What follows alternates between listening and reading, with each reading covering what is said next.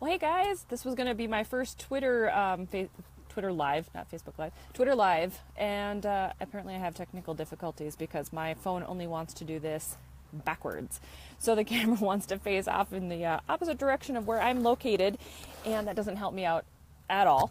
So if anyone knows how to do a Twitter Live and make sure that the camera is facing the right direction, that would be wonderful. Send me some comments and I will try to correct it, and we'll do Twitter next time. So today is week 5 of my Writer Wednesday different things. Hello, Colin. This is your first time joining live. Anyway, so this week for week 5, I wanted to talk about writing and refocusing.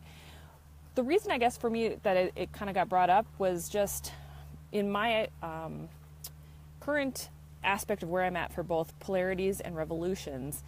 I am kind of sitting and stewing on the final book. I have 6 chapters left to finalize my edits and then get them off.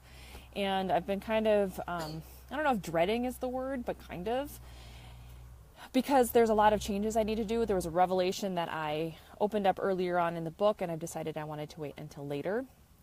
And so I've combed through the front half of the book, and now I'm having to reintegrate everything back into those last 6 chapters. And so it's kind of more of a pain in the butt for me, I guess, mentally. So I need to have some mental clarity in order to do it. And that doesn't always bode well for my typical 5 a.m. wake-ups, because it just, my brain's not there to be able to do that. And I like to get up and write at that time, but editing is a completely different animal. So for me, refocusing is kind of the goal in getting myself back on track, and I thought maybe other authors or aspiring authors would like to learn kind of what I do to try to get back on track, and maybe that'll help you in your endeavors as well. So again, I have my notebook, which is very fancy, and so it might be backwards. I don't know. I didn't think to swap my camera around, but okay. Anyway, the first tip that I have is get present enough to be aware and notice when you're getting in a rut, or a writing rut, or an editing rut, or procrastination rut, which is where I'm at. So realizing it and recognizing it is the first tip that I have. And then once you notice that there is some resistance, the next thing that I would recommend doing is sitting down and there's actually 2 things that kind of go hand in hand, and then the 4th tip I'll give you in a second. So the second tip would be to set yourself a new routine. If what you've been doing isn't working, then it's time to stop and think about, okay, what will work now? What might have worked before 5 a.m., for example, is no longer working for me. So what can I do to bring some more clarity back into this and make it work for me? And it usually involves penning in the time, because if you just kind of leave it to, whenever I feel clear enough, or whenever I feel like I am present enough to do it, it doesn't always work. So it's actually much better to set aside specific time where you're going to force yourself to try to do something, whether it be editing or whether it be writing. The second one, or the third one, but the second one in that kind of clump, is to find a new spot. Sometimes when you're doing something over and over and over, it gets very repetitive, and it gets to the point where your brain just kind of shuts down all creativity.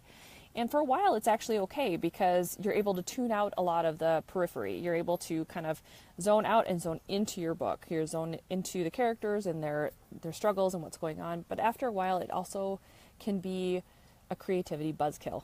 So with that being said, find a different location. Find a new spot to sit up shop and try to be creative. And maybe that means even brainstorming out different locations. Sit with it. Sit in a specific spot in the house. Sit outside.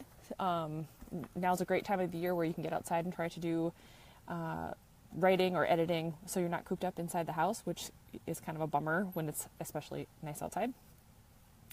And once you find that location, make that kind of your ritual. Make that a very specific place of importance.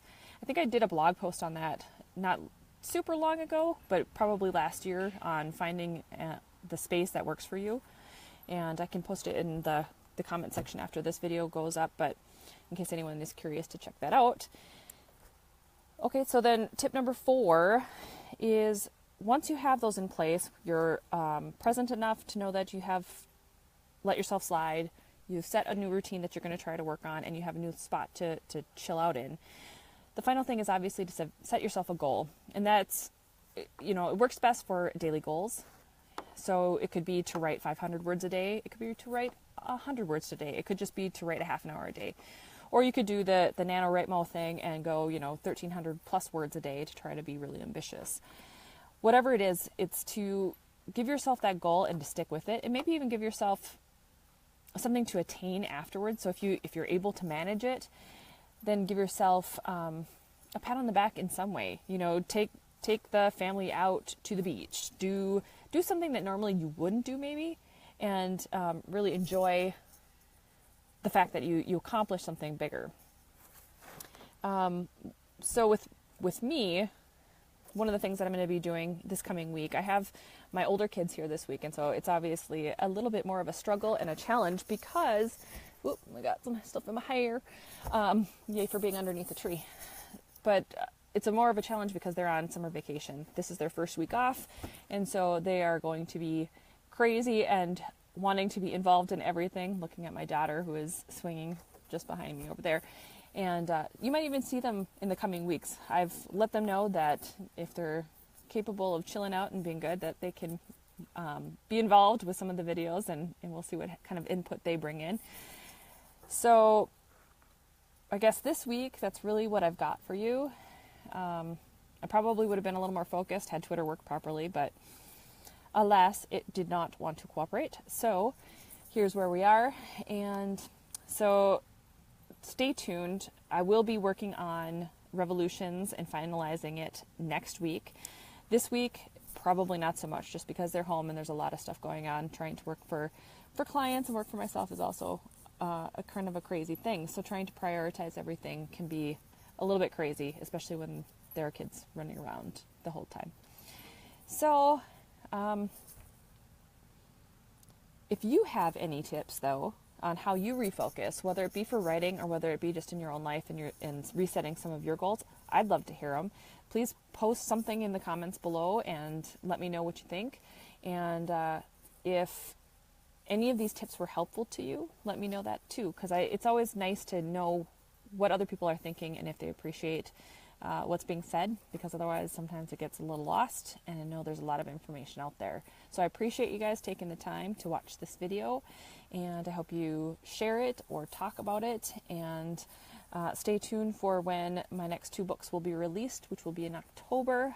Dates are to be determined, but more than likely it'll be the 1st and 2nd Tuesday in October. All right, guys. We will talk to you again next week. Stay tuned on my Facebook events page. I'll let you know if I'm able to figure out the whole Twitter situation. And if I can, then we'll be Twitter living it next week and Instagramming the following week after. If I can't get it working, then I might just stick with what's working and stay right here on Facebook. So talk to you guys later.